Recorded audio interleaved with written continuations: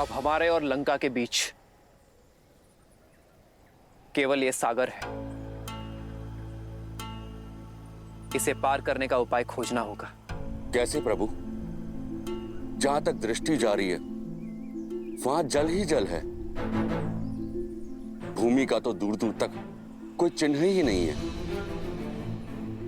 इतना बड़ा सागर जल पोत के सहारे ही पार किया जा सकता है। 16 कोटि वानरों की सेना है वानर राज। इतनी नौकाएं बनाने के लिए लकड़ियां लाएंगे कहां से? वन के वन उजाड़ने पड़ जाएंगे, और फिर इतना समय भी कहां है हमारे पास।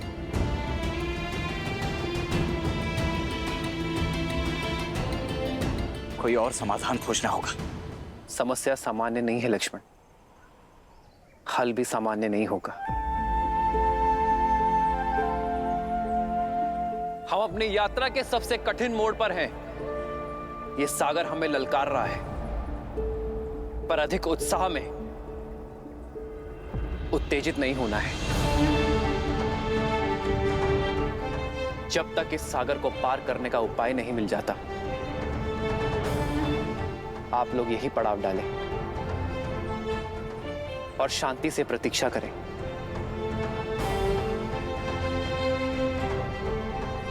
लक्ष्मण, तुम वानरराज सुग्रीव के साथ पड़ाव डालने का प्रबंध करोगे।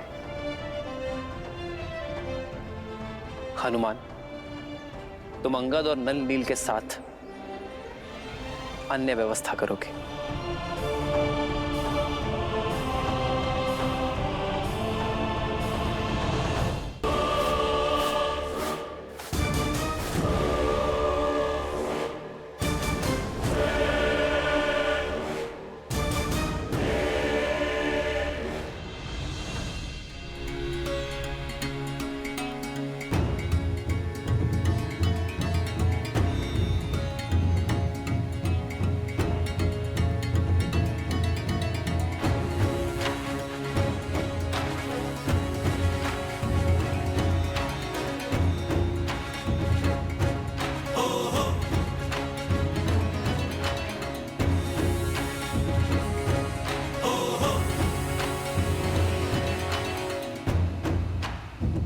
युवराज अंगद, पेयजल की समस्या बढ़ती जा रही है। जो जल भंडार साथ लाए थे वो समाप्त हो रहे हैं। ये चुनौती बड़ी विकट है।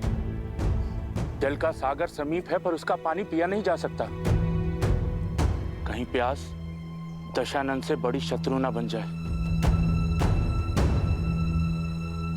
हमें और कुएं खोदने होंगे, कहीं तो मीठा जल मिलेगा।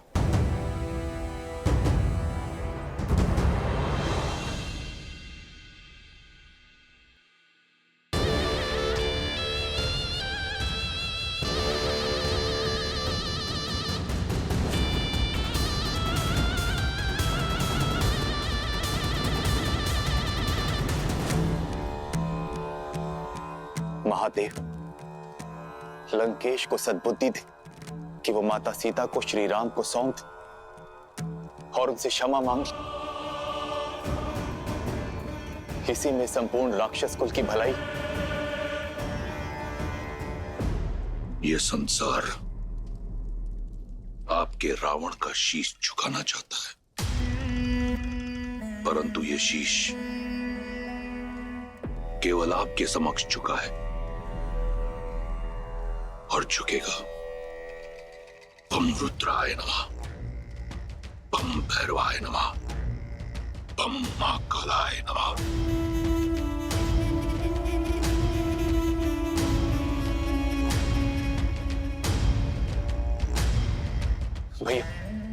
भैया सूचना मिली कि श्री राम अपनी विशाल वानर सेना के साथ समुद्र के उस पार तक पहुंच गए।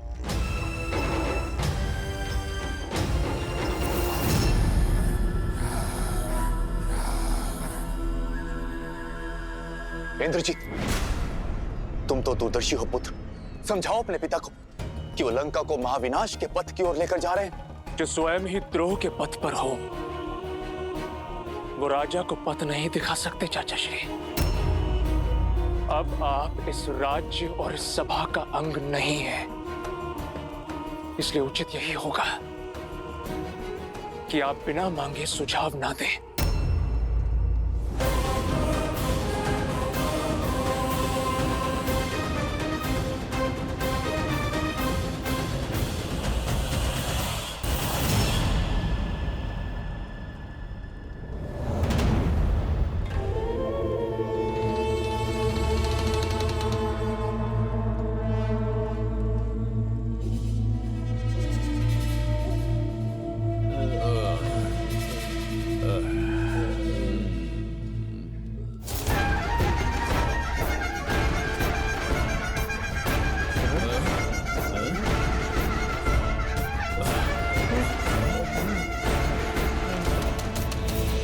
सभी राक्षस एकत्रित हो।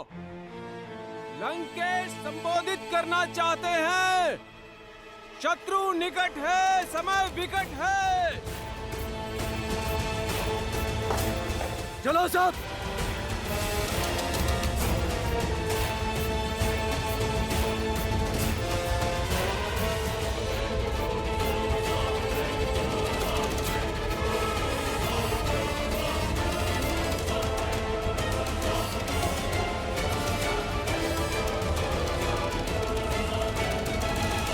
चलो सब।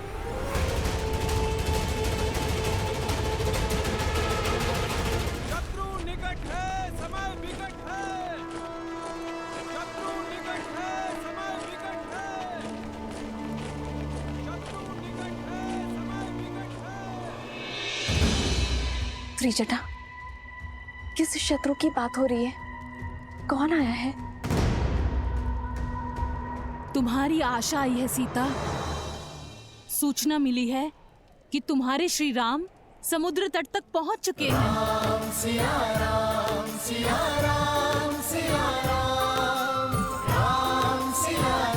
तुम मुझे बहला तो नहीं रही हो ना त्रिजटा? तुम सच कह रही हो ना? हाँ सीता, तुम्हारी जो आस है आज वो मेरा विश्वास बन गया है। तुम बहुत ही शीघ्र इस नर्क से मुक्त हो जाओगी। मेरे राम, मैं आपकी प्रतीक्षा में हूं।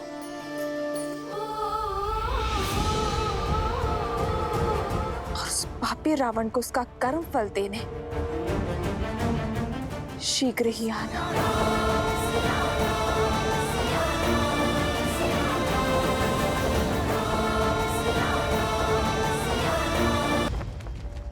वो वनवासी अपनी वानर सेना सहित समुद्र के तट तक पहुंच गया है। मैं अपना निर्णय लेने के लिए स्वतंत्र हूं, परंतु नीति शास्त्र कहता है कि मुझे मेरे मंत्रियों का परामर्श सुन लेना चाहिए। महाराज, नीति अनुसार जिसके पास बल है वो जो करते हैं वही उचित है।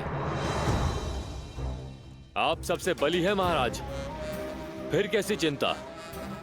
आपके सभी बलशाली राक्षस, आपका पुत्र अतिकाय, राक्षस अकंपना, धूम्र रक्ष और वज्र धमस्त्र यहीं पर है। संसार के सबसे महान राक्षसों के साथ आया हूं पिताश्री। तो फिर राम सागर पार कैसे करेगा? जल का देवता वरुण भी आपका दास है। आपसे द्रोह करने का साहस नहीं कर सकता। आप केवल आज्ञा दीजिए पिताश्री। आपके इस पुत्र ने इंद्र को परास्त करने में समय नहीं लगाया। मेरी शक्ति के समक्ष वो तुच्छ वनवासी कहां टिक पाएंगे? एक युवराज को आधारहीन बात करने से बचना चाहिए इंद्रजीत। और उन तुच्छ वनवासियों का शौर्य हम सब ने देखा है। ताड़का, सुबाहु, खरदूषण, विराट समेत 14,000 राक्षस,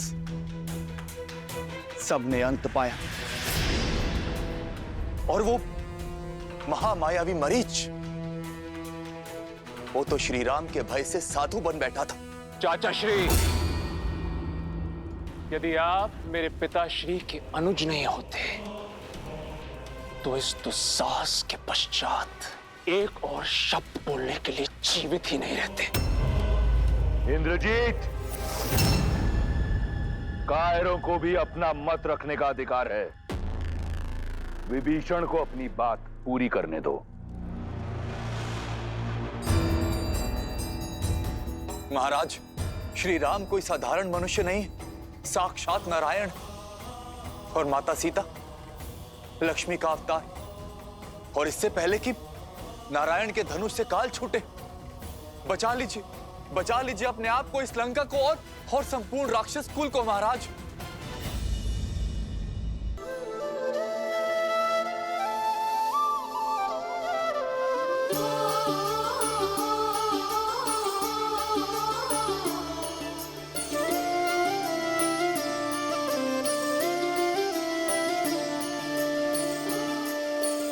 जन्म जन्म का है ये संगम, राम रतन सीता वैभव धन।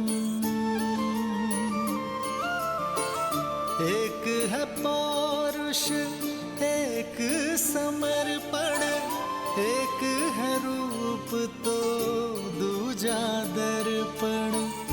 राम है लोचन सीता दृष्टि, राम है बादल सीता वृष्टि। मैं सदा आपकी अर्धांगिनी बनकर, आपके बल और संबल का स्तंभ बनकर रहूंगी। वचन देती हूँ कि मैं आपका हाथ कभी नहीं छोड़ूंगी। राम सिया राम सिया राम सिया राम, राम सिया राम सिया राम। सीता को रखते हृदय रघुराई, पूर्ण राम को करने आई। सीता करती उनकी पूजा, राम सिया सा प्रेम न दूजा। राम सिया राम सिया राम सिया राम, राम सिया राम सिया राम, राम सिया राम सिया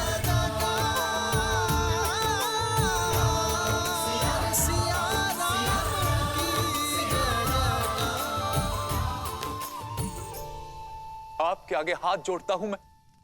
केवल एक बार अपने इस भाई का सुझाव मान लीजिए।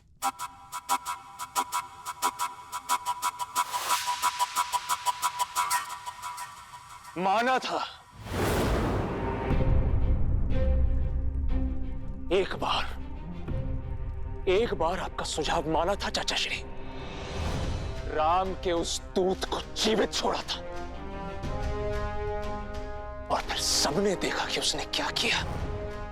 अब अपने दूत के किए का दंड राम स्वयं भुगतेगा।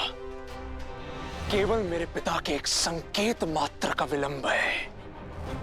उसके पश्चात राम और लक्ष्मण का शीश कट के उनके चरणों में पड़ा होगा।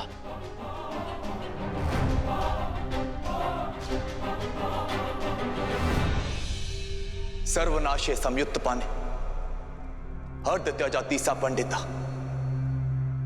जब पूर्ण विनाश सामने हो तो जितना हो सके बचने वाला ही सबसे बड़ा ज्ञानी होता है भैया। हनुमान के प्रहार को लंका की प्रजा ने देखा है, भुगता है। आगे इस विनाश को रोका जा सकता है भैया। क्यों आप चाहते हैं कि लंका के नन्हे बालक पिताहीन हो? आप महाराज हैं भैया। प्रजा के धन और प्राण की रक्षा करना आपका दायित्व है। अभी भी देर नहीं हुई। श्री राम में जितना बल है उतनी ही करुणा भी है। इससे पहले कि लंका ध्वस्त हो जाए, आप श्री राम से क्षमा मांग लीजिए, क्योंकि केवल श्री राम ही एक आसरा है। कदाचित उचित कहा तुमने।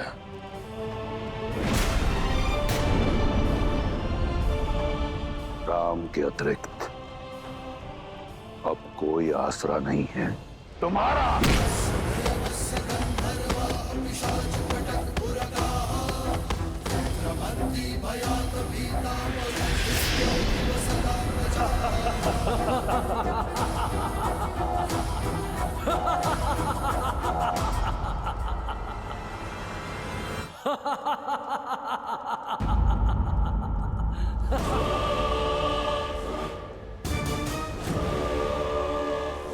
तुम इसी योग्य हो कि उस वनवासी के चरणों की धूल को अपने मस्तक पर लगाओ। उस राम ने 2 राक्षस क्या मार गिराए, इतना बखान। और तुम्हारा भाई जिसने सहस्त्रों वर्षों में सहस्त्रों वीरों का संहार किया, उसका कुछ नहीं।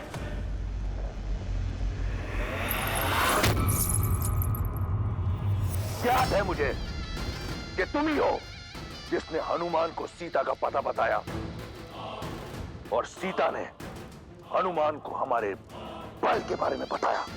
लंका के भेदी हो तुम। बचपन से मेरे विरुद्ध खड़े रहे, मैं शांत रहा। तुम निर्बल थे, कायर थे, मैंने कुछ नहीं कहा क्योंकि भाई थे तुम।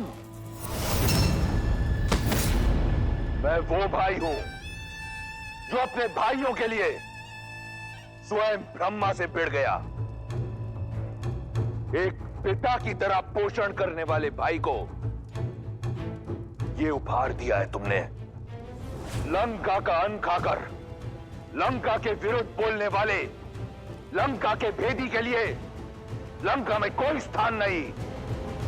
तुम जैसे कायर का लंका में सांस लेना भी लंका के वातावरण को प्रदूषित कर देगा।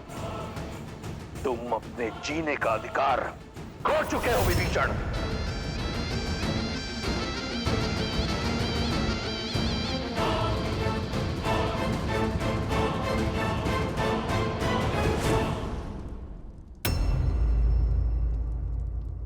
यदि मैंने माता को वचन नहीं दिया होता कि जीवन भर तुम्हारे प्राणों की रक्षा करूंगा, तो यहां इसी क्षण तुम्हारे प्राण हर लेता विभीषण।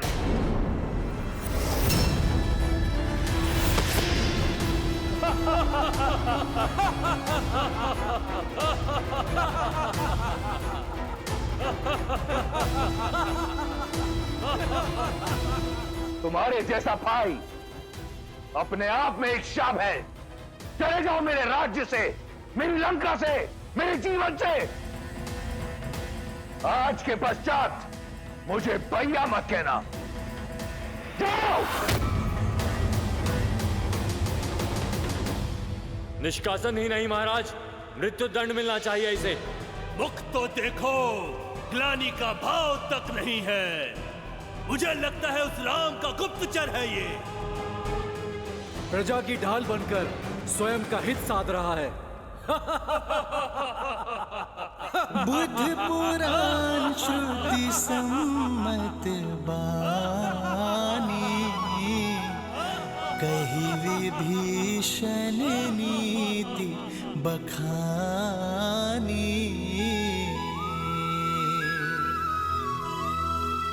सुनत दसानन उठार साई, खल तो ही निकट मृत्यु अब आई। भैया,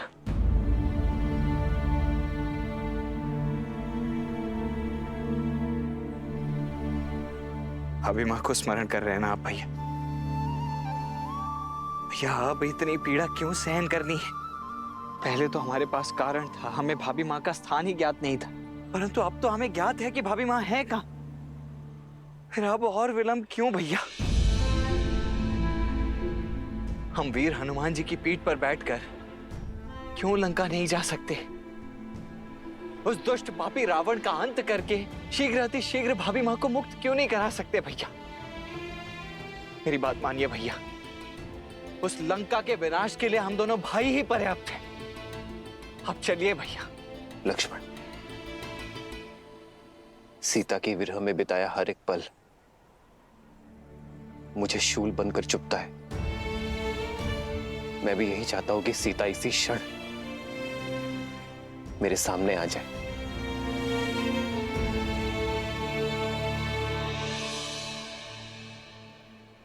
परंतु इस युद्ध का उद्देश्य केवल रावण का अंत करना नहीं है लक्ष्मण। रावण के भय का अंत करना है। उद्देश्य है कि कुछ ऐसा किया जाए जिससे भविष्य में कोई रावण जन्म न ले सके। देखो लक्ष्मण, सृष्टि के कोने कोने से वानर यहां एकत्रित हुए हैं। ये सब वो हैं जिनके मन में रावण का भय था, परंतु आज उसका सामना करने को सज्ज है।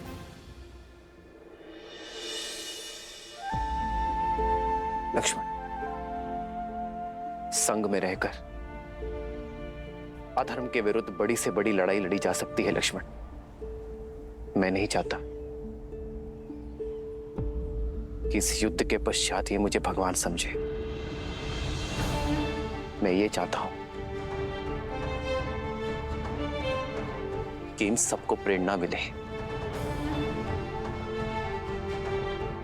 कि प्रत्येक वानर, प्रत्येक नर असंभव को संभव कर सकता है अपने दृढ़ निश्चय से, अपने परिश्रम से,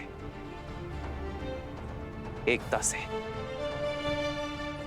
ये युद्ध अब केवल व्यक्तिगत नहीं रहा लक्ष्मण। ये युद्ध केवल राम की रावण को ललकार नहीं, बल्कि पाप को रौंदने चली पुण्यता की हुंकार है।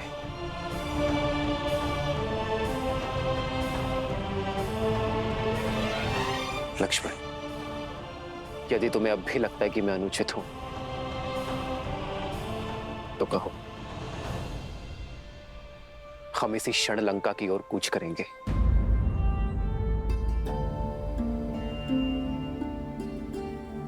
सीता आएगी लक्ष्मण, विश्वास और प्रेरणा का साधन बनकर।